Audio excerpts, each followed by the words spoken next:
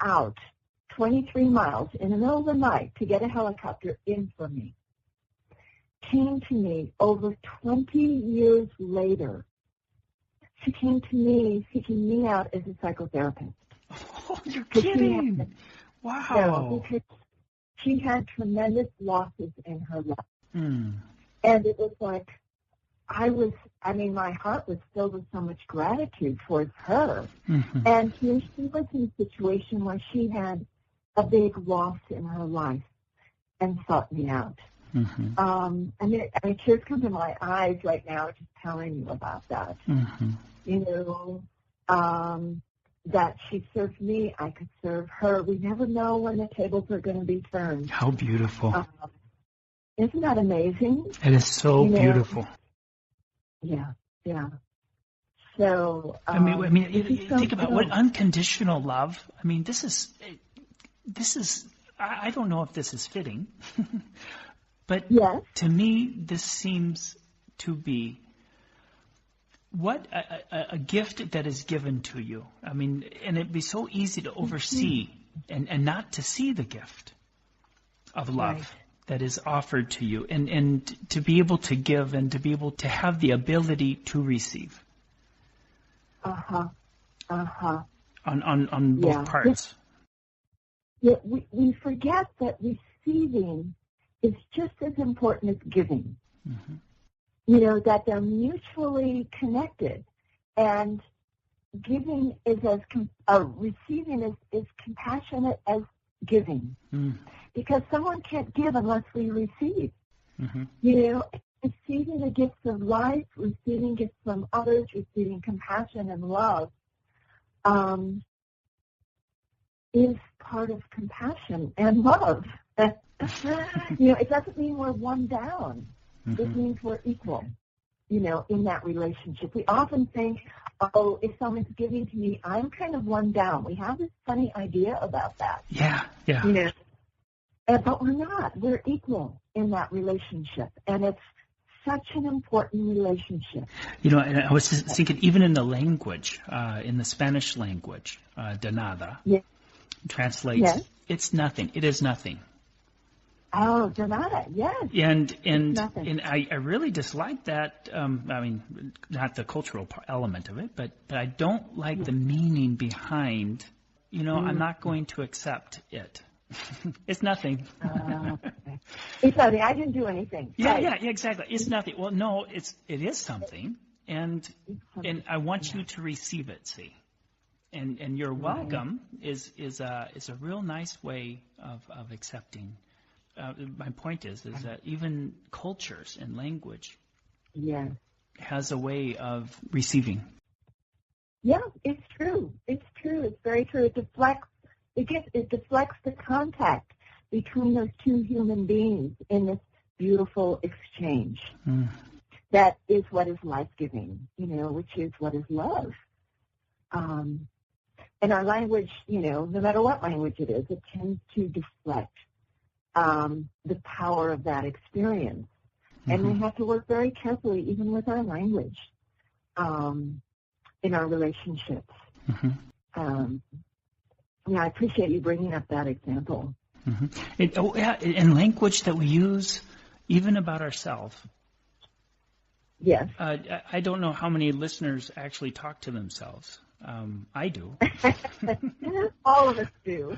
and listen to the language that you use, that I use, that you use toward yourself. It's really curious. I'm catching myself more and more, and ooh, I didn't like the way that came out. I notice when I kind of fluff up something, my first thing I say to myself is, "You idiot!" Wow, where did I get that? And so, we do it, and how to relax and let that go. Well, that's where the humor and the human comes back in, no? That's right. We have to laugh at ourselves when we do these things, mm-hmm. and not in a mean way, but in an understanding way. Yeah. So acceptance, and this is the female, the feminine. Yes. The receptive part, mm-hmm. that our society, that our world, and our many cultures within inside of our world are so thirsty for. Right. We need to be able to receive. And this is my big problem too. And I see so many people suffering from this, of being able to allow, to be able to be in the place where we can allow ourselves to receive. Yes. Yes. Yep. Yeah, because life is continually giving us giving us gifts, giving us insight, giving us opportunity for insight. And if we don't take it up, we don't get it. Yeah. And if you don't give, you're going to explode. Right. We're naturally giving beings. You have to give. But do you feel that, by the way? But I mean, to be so full of gratitude and not and being in a position of not sharing. Right. We have to get. You're right. That's very true. We have to give because, sometimes I think I'm selfish because I want to give a talk, I want to have my book sold, I want to do all these things. And, on one level of it is, my husband calls me a ham. Teasingly, because I like to get up in front of audience and speak. But on the other level is to have the confidence to know we have something to offer, and to want to give that is so natural. We want to do well at our work because we give something, and we want to be appreciated for our gifts. And that's natural, too. Appreciation is part of the give and take. It's part of what we receive. With this recent TED Talk, I've been working at sending it out to all my friends and colleagues of LinkedIn people and Facebook. And when people write and share their appreciation, I always write back because it means a lot to me. Because it tells me somebody is listening, somebody is receiving, and what I have to offer has meaning for somebody else, that I'm not, shouting out to the world and nobody's listening. So receiving appreciation is important. And it's reminded me that after a talk, I need to go up and tell the person how much I appreciated what they said. That when I listen to a talk online, that I need to press that like button. That I need to make sure it's a flow between us. It's not just a one-way street. So that I need to offer that appreciation to others also when they give to me, which I'm receiving all the time. I even notice when I scroll through Facebook, it's like I have to like things. If I laugh, I like it. That appreciation is so important for us to give and to receive. And it comes in so many ways. I'm listening to you, and what came to my mind is what education could look like if instructors made the same effort in recognizing and appreciating the students, and how busy the CEOs of businesses today would be if they were to take the time and show appreciation. Not just recognition, but appreciation. It's so different, isn't it? Recognition is like the way it's used in our language is like putting somebody up on a pedestal and saying you're great. But appreciation is that deep, heartfelt thing that you've made a difference in my life. You've made a difference in my learning.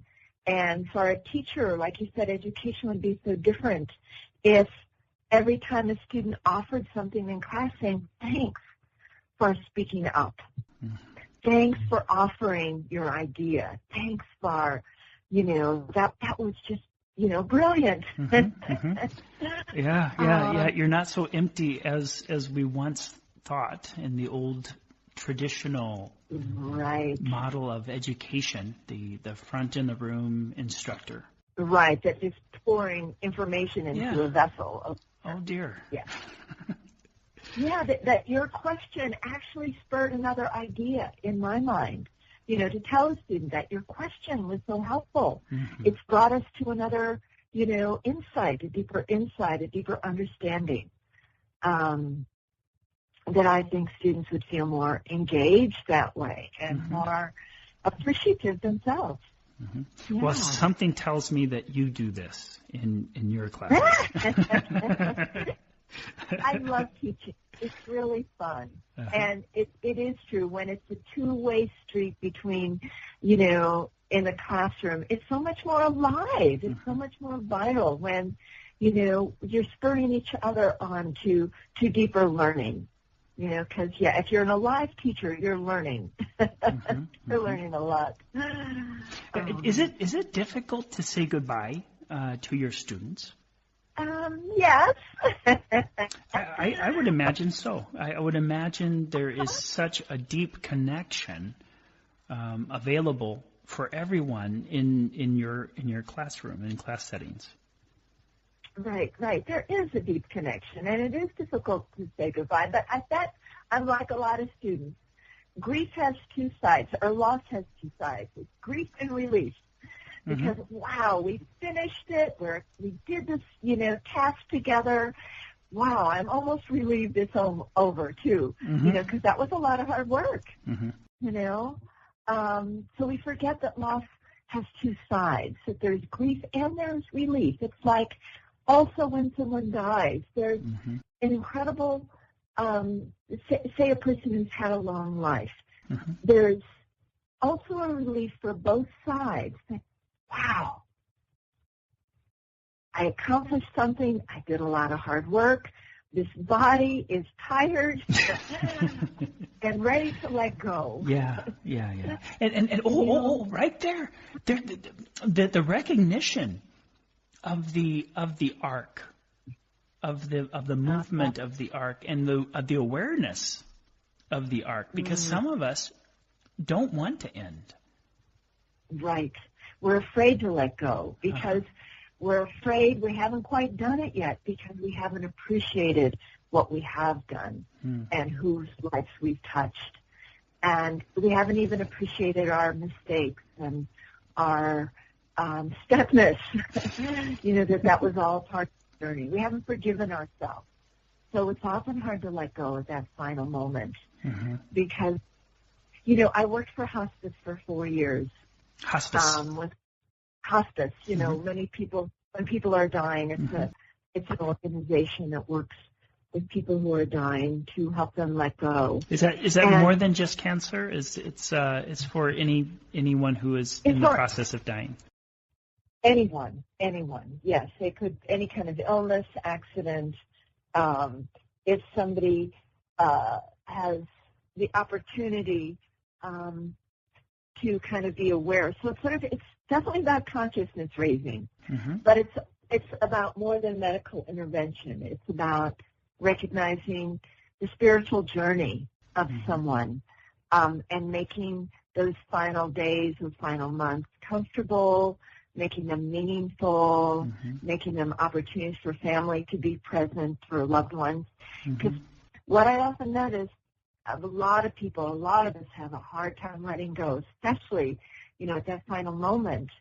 And it's what I've often saw is people in the last 10 minutes, in the last few weeks, finally say, I love you, finally say thank you.